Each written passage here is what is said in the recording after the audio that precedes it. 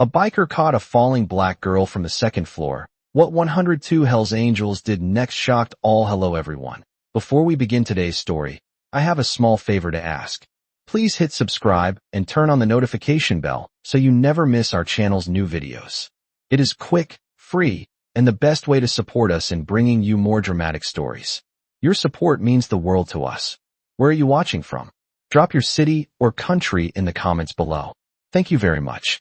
It was a quiet late afternoon in a small working-class neighborhood on the south side of Phoenix, Arizona. The sun hung low above rows of aging apartment buildings painted in faded beige and dusty brown. Heat still rose from the asphalt parking lot, carrying the smell of motor oil and hot pavement. A few children played with a worn basketball near the curb while an elderly man watered a patch of dry grass beside the sidewalk. Most people barely noticed the deep rumble of a motorcycle rolling slowly down the street. The rider was a tall man named Jack Carter, a broad-shouldered biker with weathered hands and a calm, steady gaze.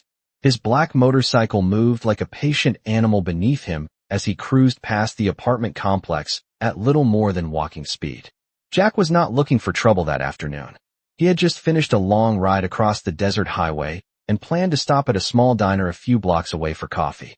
But something about the building ahead caught his attention. A sudden shout broke the calm air. At first it sounded like the distant cry of a child, thin and sharp, the kind of sound that makes people pause without knowing why. Jack instinctively eased his motorcycle to a stop near the curb. Then the scream came again, louder now, filled with pure terror. Heads began to turn toward the apartment building. A woman near the parking lot shaded her eyes and looked upward. Someone else pointed toward the second-floor balcony. And then everything happened at once. A small figure appeared above the railing. A little girl with dark, braided hair and a bright red shirt was leaning dangerously far over the edge of the balcony. Her tiny hand slipped against the metal rail as her body tipped forward.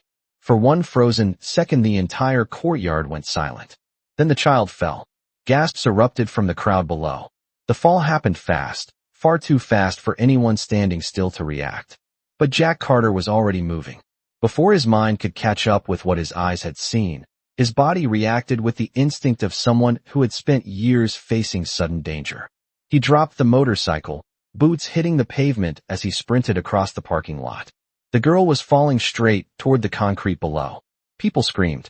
Someone shouted to call emergency services. And in that single terrifying moment, Jack launched himself forward and raised his arms toward the sky, racing against gravity itself as the small, frightened child dropped toward him. Jack Carter felt the weight of the falling child hit his arms like a sudden storm. The force nearly knocked the breath from his chest as his boots slid across the hot pavement, rubber scraping against loose gravel in the parking lot.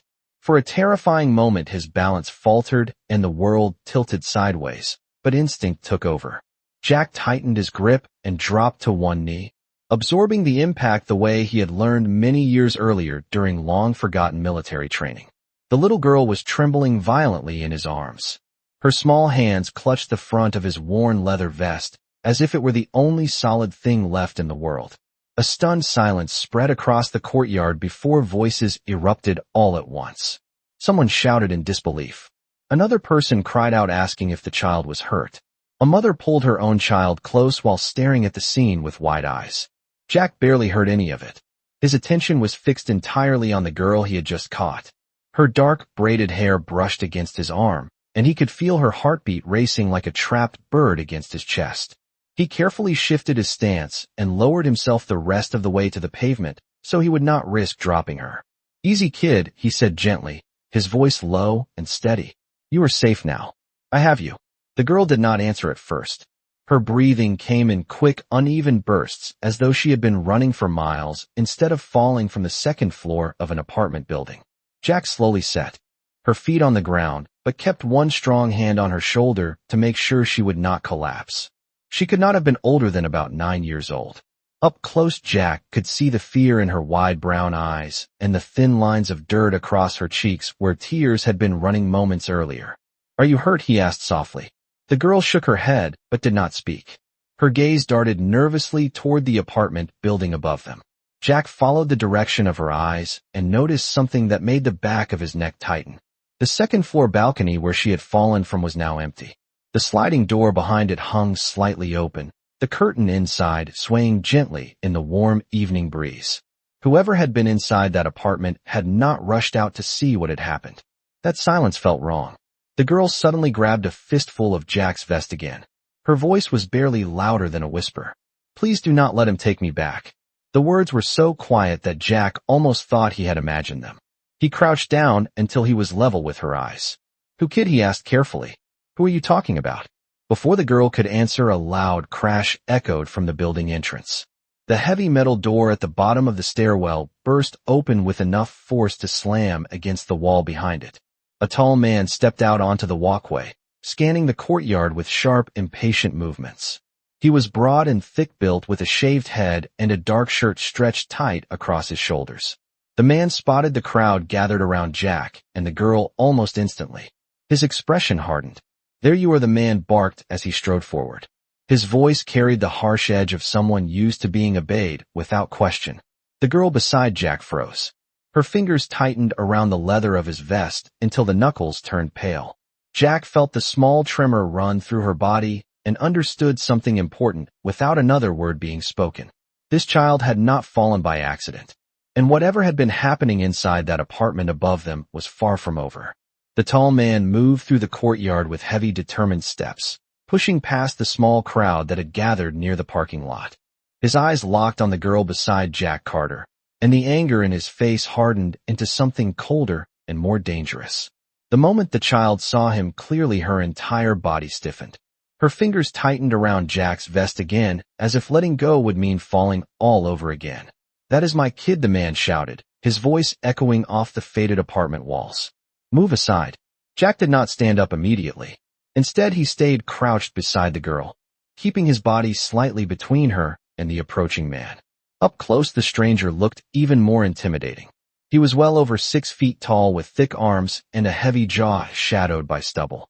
His eyes flicked quickly across the crowd and then back to Jack as if measuring whether anyone here would dare challenge him.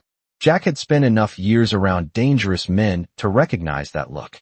It was the look of someone who believed control was already his. The girl's voice came again, shaking and desperate. "Please do not let him take me back," she whispered. Jack heard every word. He also felt the fear in her grip and saw the bruised shadows around her wrist that were only now becoming visible in the evening light.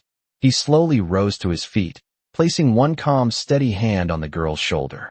She stayed close beside him, almost hidden by his broad frame. The man stopped a few steps away and forced a tight smile that did not reach his eyes.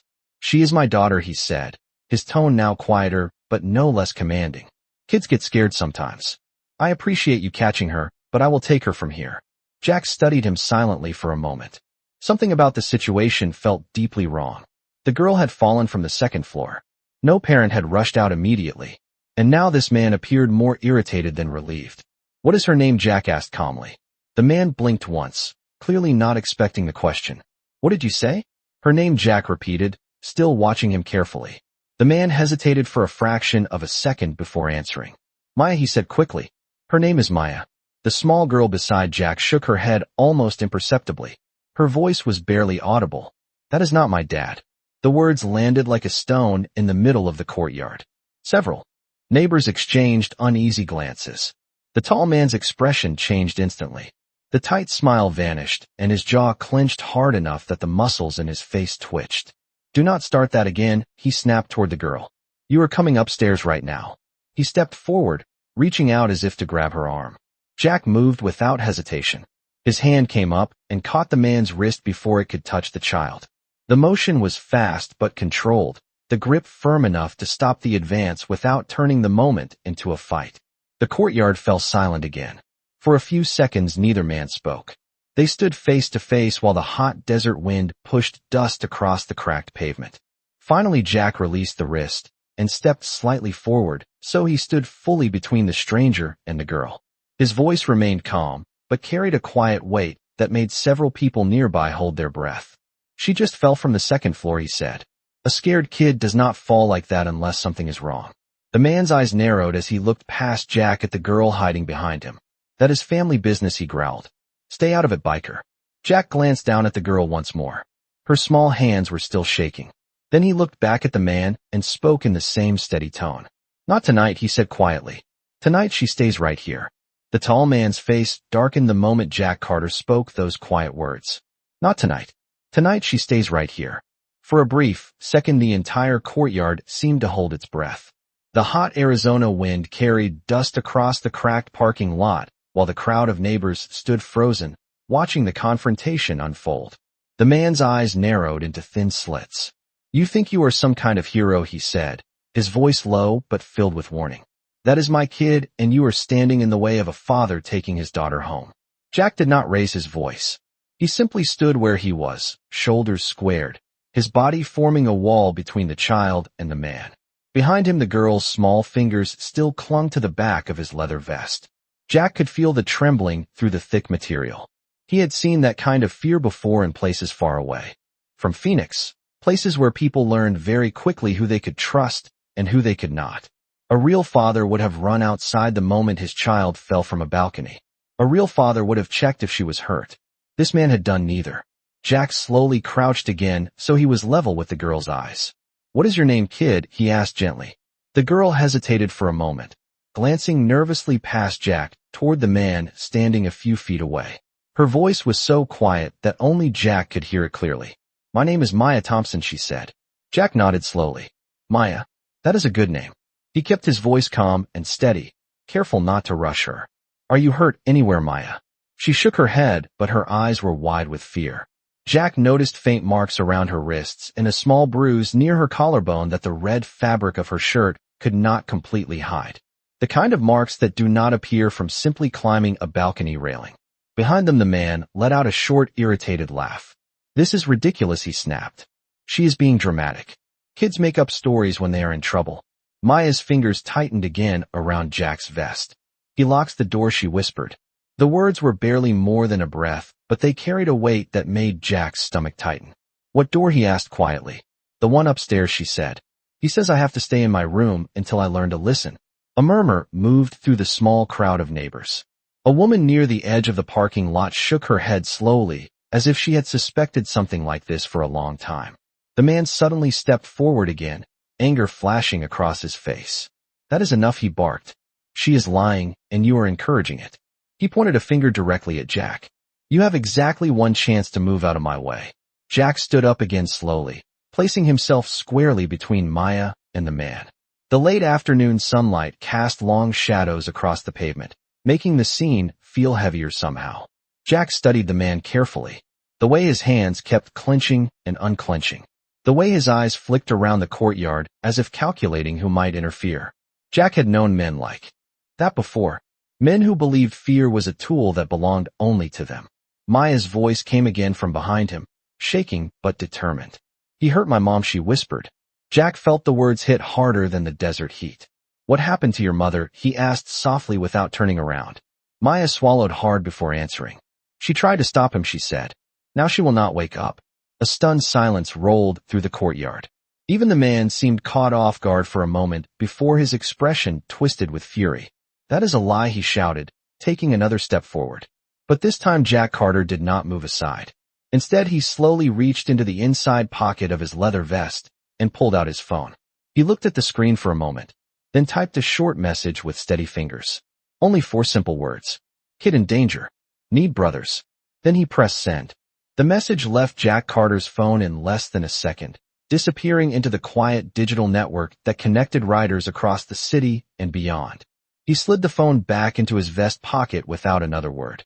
Around him, the courtyard remained tense and silent, as if the entire neighborhood could feel that something larger had just begun. The tall man standing a few feet away stared at Jack with open irritation. "What did you just do?" he demanded sharply. Jack did not answer right away. Instead, he kept his attention on Maya, who still stood half-hidden behind his side.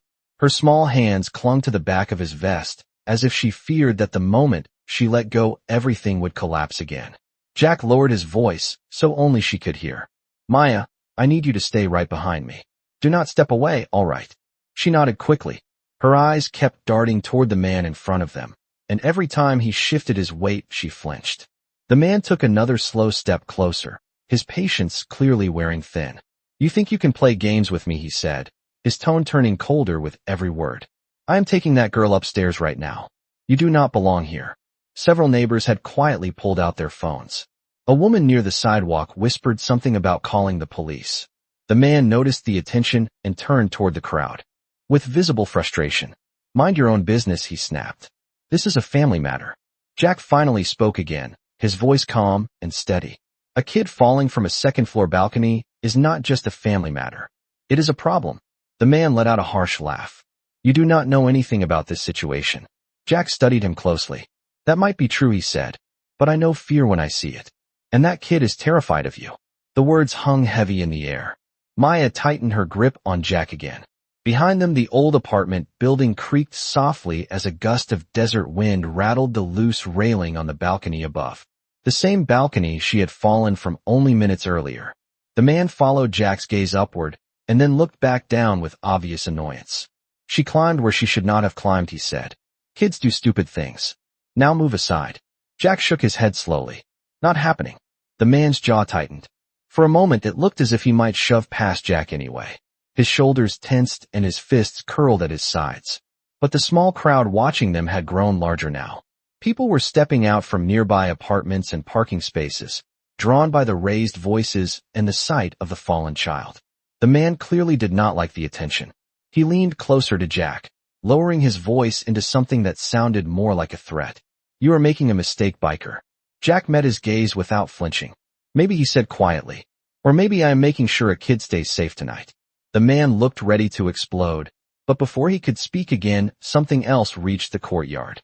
At first it was faint, just a distant vibration rolling through the warm desert air. A low rumble that almost sounded like thunder far away across the highway. Jack heard it immediately. His expression did not change, but his eyes shifted slightly toward the far end of the street beyond the apartment complex. The rumble grew louder with each passing second. Several people in the crowd began turning their heads toward the sound. What is that? Someone whispered. The tall man frowned as the noise continued to build, deeper and heavier now. It was not thunder. It was the unmistakable sound of motorcycle engines, many of them, rolling through the city streets toward the small quiet courtyard where Jack Carter and Maya Thompson were standing. The deep rumble of approaching engines rolled closer through the neighborhood streets, growing louder with every passing second. It was a sound that vibrated through the pavement itself, a powerful mechanical thunder that turned heads all across the apartment complex. Several people stepped away from the courtyard and looked toward the end of the block where the narrow street curved between rows of aging buildings. The tall man standing in front of Jack Carter frowned as the noise intensified. That sound did not belong in a quiet residential area on a late afternoon. Jack remained calm, his posture steady, but his eyes briefly shifted toward the street. He knew that sound well. The rhythm of heavy American motorcycles moving together was unmistakable. Behind him, Maya Thompson pressed closer to his side. She could feel the vibration through the ground and looked up at Jack with uncertain eyes. What is that? She whispered. Jack glanced down at her and offered a calm, reassuring nod. Just some friends coming to check on things, he said quietly. The tall man scoffed at that. Friends, he repeated with irritation. You call people here for this? He gestured toward the child behind Jack, as if the entire situation were an inconvenience rather than a crisis. Jack did not respond to the accusation. Instead, he kept watching the street entrance to the complex. The rumbling engines were now clearly audible to everyone standing in the courtyard. It sounded like an approaching storm of steel and chrome. A few moments later, the first motorcycle appeared at the far end of the block. The rider turned slowly into the street leading toward the apartment complex parking lot. The machine was a large black touring motorcycle with wide handlebars and polished metal reflecting the golden light of the Arizona sun. The rider wore a dark helmet and a black leather vest that carried a familiar winged emblem across the back. The engine idled with a deep, confident growl as the bike rolled closer. Then another motorcycle appeared behind it. And another. Within seconds, the entire street seemed filled with the low, rolling thunder of approaching machines. Riders turned the corner in pairs and small groups, guiding their motorcycles carefully through the narrow road toward the courtyard entrance. The crowd watching from the sidewalk fell silent in amazement as the line of riders continued to grow. The tall man's expression slowly changed from irritation to confusion. "What the hell is this?" he muttered under his breath. One by one the motorcycles rolled into the open parking area beside the apartment building.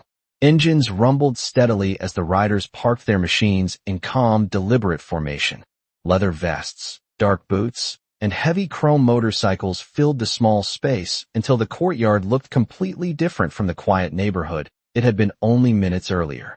The riders removed their helmets and looked toward Jack Carter. None of them rushed forward or raised their voices. They simply arrived and stood nearby, calm and watchful, like a wall of silent support. Maya stared wide-eyed at the growing group. She had never seen so many motorcycles in one place before. The deep sound of the engines vibrated through her chest and the pavement beneath her shoes. Jack finally spoke as the first rider approached and stopped beside him. The man was broad-shouldered with a gray beard and a steady expression that suggested long years on the road. "Everything good, brother?" he asked Jack quietly. Jack nodded once. "Kid needed help," he replied.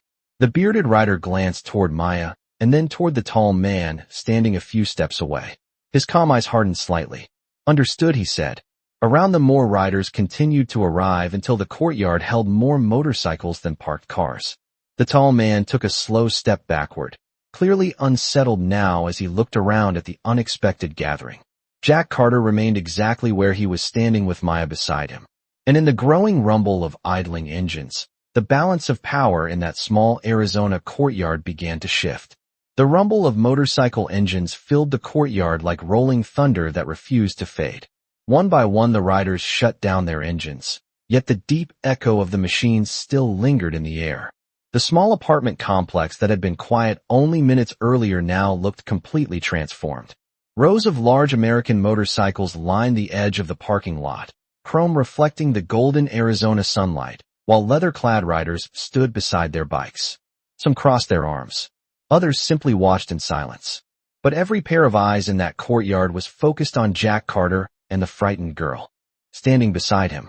Maya Thompson had never seen anything like it before. Her eyes moved slowly across the gathering of riders, counting them without realizing she was doing it. There were so many that she lost track after a while. The deep sound of boots stepping on gravel and the soft creak of leather jackets filled the quiet space between the buildings. Jack remained calm as the bearded rider who had spoken earlier stepped closer. The man was known among the riders as Robert Hayes, a longtime member of the club and someone who had ridden beside Jack for many years. Robert looked down briefly at Maya and then back at Jack. "Kid safe?" he asked quietly. Jack nodded once. "She fell from the second-floor balcony," he said. "Says the man over there keeps her locked upstairs." Robert turned his head slowly toward the tall man, standing several steps away. The man's confident posture from earlier had begun to fade. Surrounded now by a growing number of riders, he looked far less certain about the situation. His eyes moved across the parking lot, counting the motorcycles the same way Maya had moments earlier. "What is this supposed to be?" he demanded, his voice louder now as he tried to reclaim control of the moment. "Some kind of biker show." None of the riders answered immediately. Instead, more motorcycles rolled into the complex entrance from the street beyond. The steady arrival of engines continued as riders turned into the lot and parked beside the others. Each machine added to the growing line of chrome and steel. Neighbors standing along the sidewalk began whispering to each other as they watched the scene unfold. One older man shook his head slowly. "I have lived here 20 years," he muttered to the woman beside him. "I have never seen this many motorcycles on this street." Maya tugged gently on the back of Jack's vest. "Are they all your friends?" she asked softly. Jack glanced down at her and offered a small, reassuring smile. "Something like that," he said. The tall man let out a harsh laugh as if trying to hide the tension in his voice. "You think a crowd is going to scare me," he said loudly. "This is still my property, and that is still my kid." Jack turned slightly, placing himself once again between Maya and the man. The riders around him shifted quietly, forming a loose half-circle behind Jack without needing to be told. The movement was subtle but unmistakable. They were not there to threaten anyone. They were there to stand beside their brother. Robert Hayes folded his arms and spoke for the first time directly toward the tall man. "The girl says she is scared to go back upstairs," he said in a steady voice. "That makes this everyone's business." The man's face flushed with anger. "This is harassment," he snapped. "I will call the police and have every one of you arrested." Several riders exchanged calm glances at that statement. None of them seemed particularly worried. Jack Carter looked at the man and spoke quietly enough that the tension in his voice carried more weight than any shout could have. "You should probably go ahead and call them," he said. "Because until they arrive, nobody here is taking that kid anywhere." Around them, the courtyard had grown almost completely silent except for the ticking sounds of cooling motorcycle engines. And with every passing minute, more riders continued arriving until the small apartment complex held what looked like an entire army of motorcycles and leather vests standing watch around a single frightened girl. The courtyard remained wrapped in a heavy silence after Jack Carter spoke those calm, unyielding words. The only sounds came from the soft ticking of cooling motorcycle engines and the distant hum of traffic somewhere beyond the neighborhood streets. The late afternoon sun had begun to sink lower, casting long shadows across the parking lot, where rows of powerful American motorcycles now stood like silent sentinels. Maya Thompson stayed close beside Jack, her small hand gripping the back of his leather vest as if letting go might cause everything around her to disappear. She looked around at the riders standing nearby. None of them looked angry. None of them raised their voices. But there was something steady and protective about the way they stood, watching the situation unfold. It made the space feel safer than it had only minutes earlier. The tall man facing them shifted his weight uneasily. Earlier he had spoken with loud confidence, but now that confidence had begun to crack. His eyes moved from one rider to another, counting them just like everyone else had done. There were far more motorcycles in the parking lot now than the man had expected when he burst through the stairwell door earlier. Still, he forced a hard laugh, as if the situation amused him. "You people think this looks impressive," he said loudly. "All I see is a group of grown men interfering in something that does not concern them." Robert Hayes stood beside Jack with his arms folded across his chest. The gray-bearded rider studied the man for a moment before answering in a calm, measured tone. "When a child says she is afraid to go home, that concerns a lot of people," he said. A quiet murmur passed through the neighbors gathered near the sidewalk. Some nodded. Others watched silently with worried expressions. The tall man's face reddened. "You do not know the story," he snapped. "Kids lie when they get in trouble. That girl climbed the balcony railing because she was mad at me. Now she is pretending to be scared so she does not get punished." Maya shook her head quickly behind Jack. Her voice was small but determined. "I did not lie," she said. The man pointed at her sharply. "You be quiet," he barked. The sudden shout made Maya flinch and step even closer to Jack's side. Jack's expression hardened. "That is enough," he said quietly.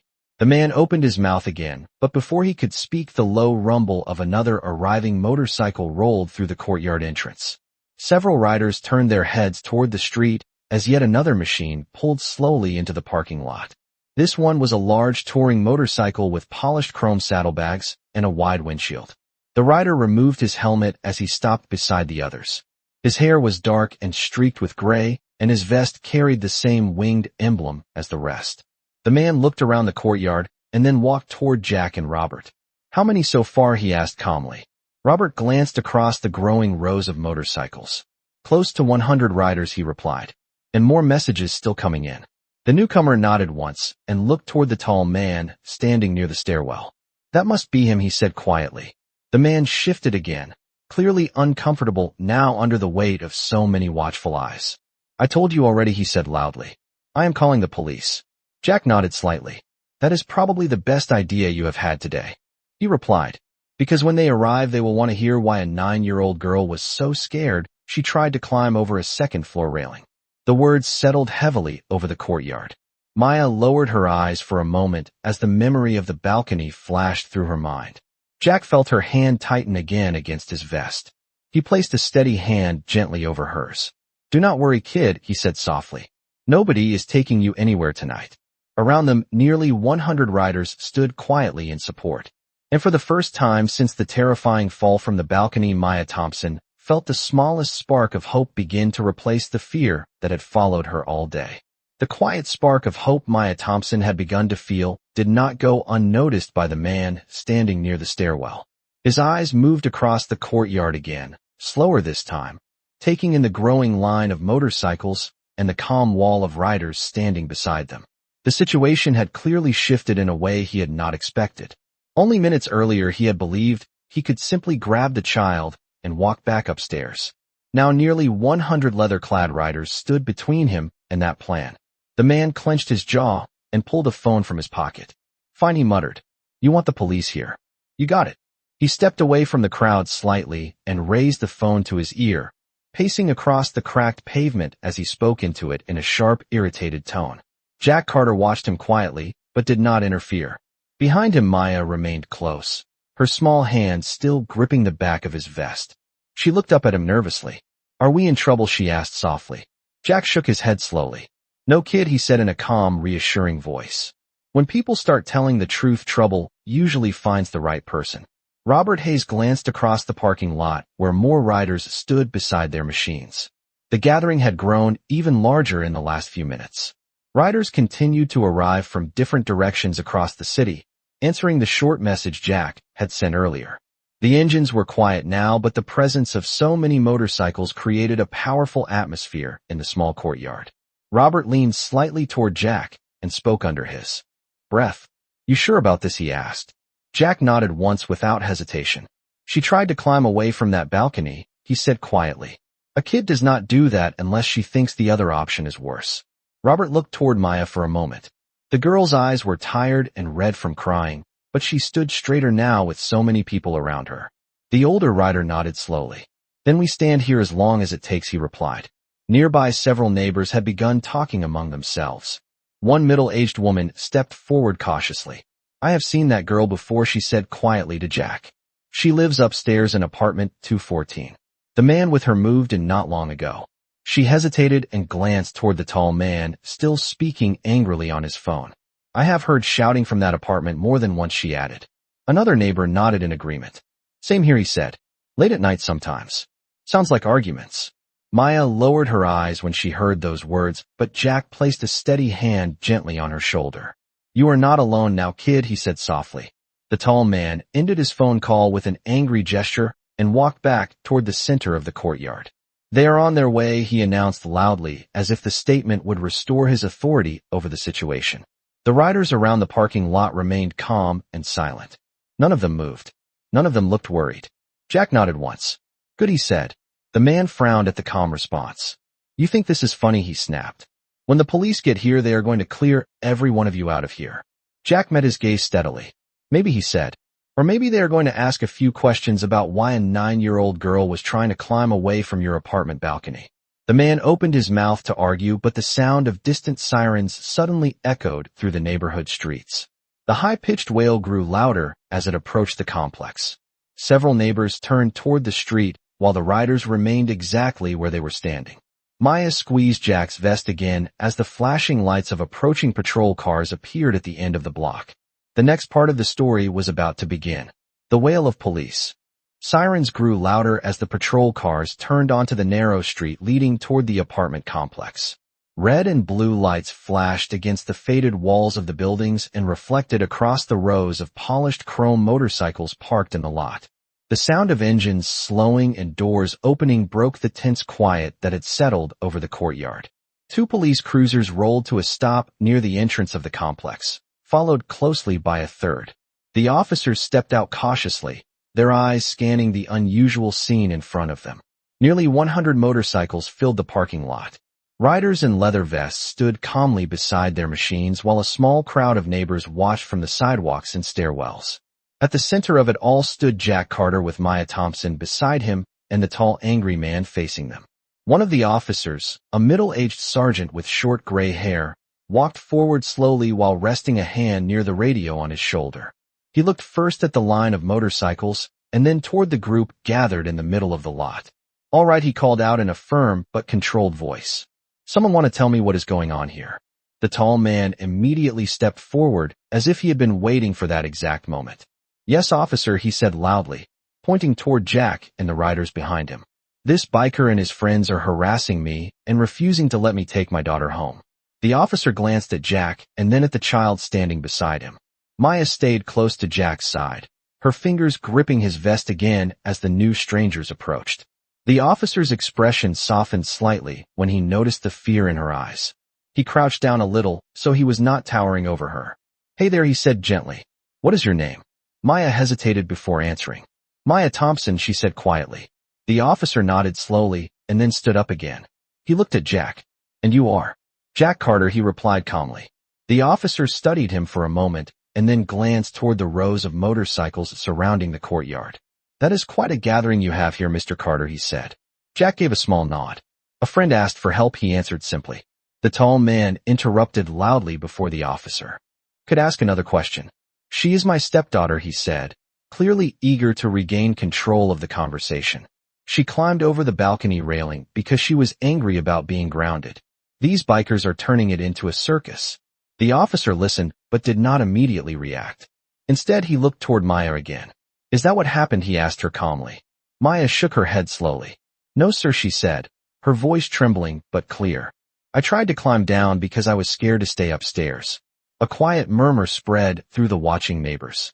The officer's eyebrows lifted slightly. Scared of what? He asked gently. Maya hesitated again. Jack placed a reassuring hand on her shoulder but did not speak for her. Finally, she answered in a small voice. I was scared of him. The courtyard fell silent again. The officer turned toward the tall man with a more serious expression now. Sir, he said slowly, I think we need to take a closer look at what is happening here. Another officer stepped forward beside him and glanced up toward the second-floor balcony where the fall had taken place. Maybe we should check the apartment, he suggested quietly. The tall man's confidence flickered again as the attention shifted toward the building behind him. You do not need to go upstairs, he said quickly. There is nothing up there. The officer met his eyes steadily. That is exactly what we are going to find out, he replied. And with that, the next chapter of the truth waiting behind the door of apartment 214 was about to begin. Two officers began moving toward the stairwell that led to the second-floor apartments. Their boots echoed softly against the concrete walkway as they climbed the steps toward apartment 214. Down in the courtyard, the tension thickened. Nearly 100 riders remained where they stood, quiet and watchful, while the neighbors along the sidewalk leaned forward to see what would happen next. Jack Carter stayed beside Maya Thompson. The small girl had not taken her hand off his vest since the police arrived. Her fingers trembled slightly, but her grip remained strong. Jack kept his voice low and calm. You are doing good, kid, he said. Just keep breathing slow. Maya nodded, but her eyes stayed fixed on the stairwell above. She knew exactly what waited behind the door the officers were about to open. The tall man standing near the center of the courtyard had grown noticeably uneasy. His earlier confidence had faded the moment the officers mentioned checking the apartment. He paced across the cracked pavement and ran a hand across the back of his shaved head. This is a waste of time, he muttered loudly. There is nothing up there. One of the remaining officers in the courtyard glanced toward him without much reaction. If that is true, then there is nothing to worry about, he replied calmly. The man did not answer. Instead, he watched the stairwell door with tight, nervous eyes. Above them, the two officers reached the second-floor landing. One knocked firmly on the door marked 214, while the other stood slightly back and waited. There was no response. The officer knocked again, louder this time. Still nothing. The two men exchanged a look before one of them tried the door handle. It turned easily. The door slowly opened inward with a soft creak. Down below in the courtyard, the crowd fell completely silent. Everyone watched the second-floor balcony. Even the rumble of distant traffic seemed to fade beneath the heavy stillness of the moment. Jack noticed Maya holding her breath. He placed his hand gently on her shoulder again. It is all right, he said quietly. The officer stepped inside the apartment and disappeared from view. For several long seconds, nothing happened. The courtyard remained frozen in anticipation. Then voices echoed faintly from inside the apartment. The sounds were distant but tense. A moment later, one of the officers appeared again on the balcony and leaned over the railing. His voice carried clearly down to the courtyard. Sergeant, you might want to come up here, he called. The gray-haired officer standing below looked up immediately. What did you find? He asked. The officer hesitated for a brief second before answering. There is a woman here, he said. She is unconscious but breathing. She needs medical attention. A shocked murmur spread through the crowd. Maya's small body stiffened beside Jack. My mom, she whispered. The tall man near the center of the courtyard suddenly looked pale. That is not what it sounds like, he said quickly, his voice rising with urgency. She just fainted earlier. That is all. The gray-haired sergeant stared at him carefully for a moment. Then, he turned toward the other officers beside him. Call an ambulance, he said firmly. Now, one officer reached for the radio on his shoulder and began speaking into it while the sergeant started up the stairwell toward the second-floor apartment. As he climbed, he looked back once toward the tall man still standing in the courtyard. "Do not leave," he said in a steady voice. "We are going to need to talk." The man did not move, but his hands had begun to shake slightly. And in the quiet courtyard surrounded by rows of motorcycles and watchful riders, the truth hidden behind the door of apartment 214 was finally beginning to come into the open. The flashing lights of the ambulance appeared at the end of the street only a few minutes after the call went out. The vehicle rolled quickly into the apartment complex parking lot, its red lights reflecting off the long row of parked motorcycles and the windows of the surrounding buildings. Two paramedics stepped out and immediately hurried toward the stairwell where the officers had entered the apartment. The gray-haired police sergeant was already on the second floor landing waiting for them. He pointed toward the open doorway of apartment 214, and the paramedics moved inside, without hesitation, carrying their medical bags and equipment. Down in the courtyard, Maya Thompson watched every movement with wide, anxious eyes. "My mom is going to be okay, right?" she asked in a small, trembling voice. Jack Carter knelt slightly beside her, so he could speak gently, without raising his voice above the quiet crowd. "The paramedics are there now," he said. "They are going to help her." Maya nodded, but her fingers still clung tightly to the back of his vest. The tall man standing near the center of the courtyard looked more unsettled with every passing moment. The earlier anger that had filled his voice was now replaced with restless tension. He paced in small circles and kept glancing toward the stairwell where the paramedics had disappeared. "This is ridiculous," he muttered. "She probably just fainted. That is all that happened." One of the officers standing nearby watched him carefully, but said nothing. The silence in the courtyard was broken only by the distant sounds of movement inside the apartment above. After several minutes, the paramedics emerged again on the second-floor balcony, pushing a stretcher through the doorway. The unconscious woman lay on it, covered with a blanket, while an oxygen mask rested gently over her face. The crowd below gasped quietly as they realized what had been happening inside that apartment. Maya's eyes filled with tears the moment she saw her mother. "Mom," she whispered. The gray-haired sergeant followed closely behind the stretcher and looked down toward the courtyard as the paramedics carefully carried the woman down the stairs. Once they reached the parking lot, they loaded her into the waiting ambulance while continuing to monitor her breathing. Maya took a small step forward, but Jack gently placed a hand on her shoulder. "The paramedics will take good care of her," he said softly. The ambulance doors closed, and the vehicle pulled away quickly toward the nearest hospital. When the flashing lights disappeared down the street, the sergeant walked slowly back toward the center of the courtyard. His expression was serious now as he approached the tall man who had been standing there the entire time. "Sir," he said firmly, "we need to ask you some questions about what happened in that apartment." The man forced a weak smile that did not hide the nervousness in his voice. "I told you already," he said. "She just fainted." The sergeant did not react to the explanation. Instead, he nodded toward the officers beside him. One of them stepped forward and gently took hold of the man's wrist. The officer's voice remained calm, but clear. "Sir, you are being detained while we investigate possible domestic assault." The man's face turned pale as the words sank in. "You cannot do that," he protested loudly. But the officers had already begun guiding him toward the patrol car parked near the entrance. Around them, nearly 100 riders watched quietly. No one cheered. No one shouted. They simply stood there while the man who had caused so much fear was finally led away. Maya looked up at Jack with tear-filled eyes, but there was relief in them now. The fear that had followed her all day was beginning to fade. Jack gave her a small, reassuring smile. "Sometimes the truth takes a little time to show up," he said softly. But tonight it finally did. The flashing lights of the police cars slowly faded as the patrol vehicles prepared to leave the apartment complex with the tall man seated in the back seat. His earlier confidence had completely disappeared.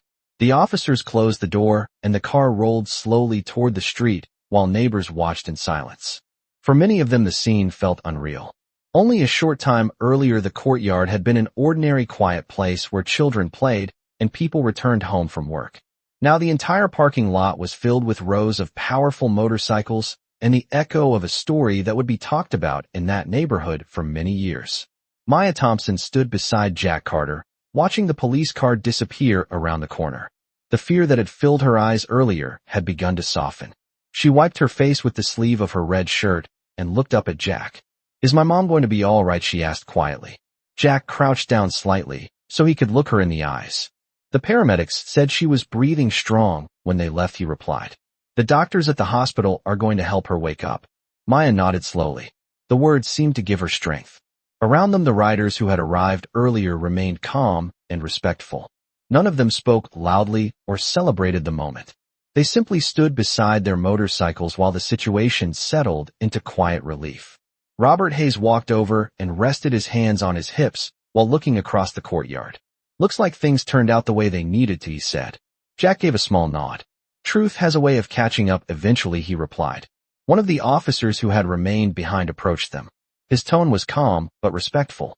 Mr. Carter, we are going to have a social worker meet you and the girl at the hospital later tonight, he explained. Until then, she will stay under our protection. Jack nodded once more. Maya looked up at the officer and then back toward the rows of motorcycles surrounding the lot.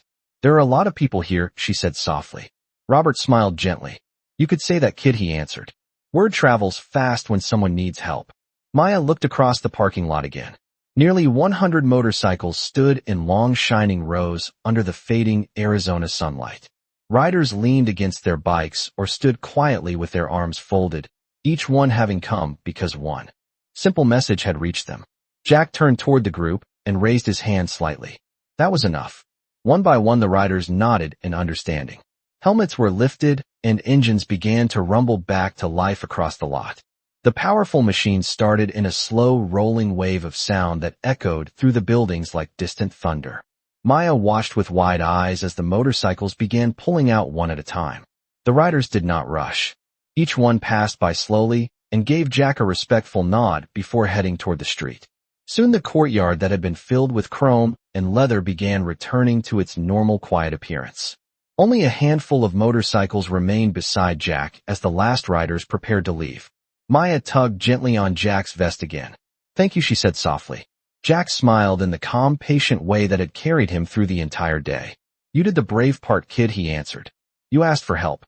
The final motorcycles rolled away down the street, and the rumble of their engines slowly faded into the evening air. The courtyard returned to silence once more. But for Maya Thompson, the world had changed forever. Because on the day she thought no one would hear her call for help, more than 100 riders had shown up to make sure she was never alone again.